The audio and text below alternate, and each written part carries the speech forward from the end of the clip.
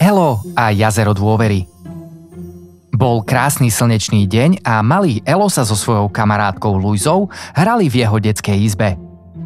Hračky boli rozhádzané všade naokolo a práve skúšali, ako vysoko dokážu odraziť loptu o stenu. Po chvíli sa Luiza už chystala odísť domov. Rozlúčili sa a bežala k dverám. V tom Elovi napadlo, že by jej mohol ešte hodiť loptu na rozlúčku. Chytaj, Luiza! Luiza sa však nestihla otočiť. Lopta sa nešťastne odrazila do poličky, kde stála tá krásna, modrá váza s kvietkami, ktorú mala Elova mama tak veľmi rada. Nastalo ticho.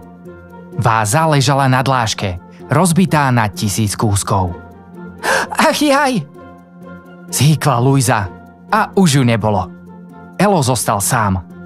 Jeho srdce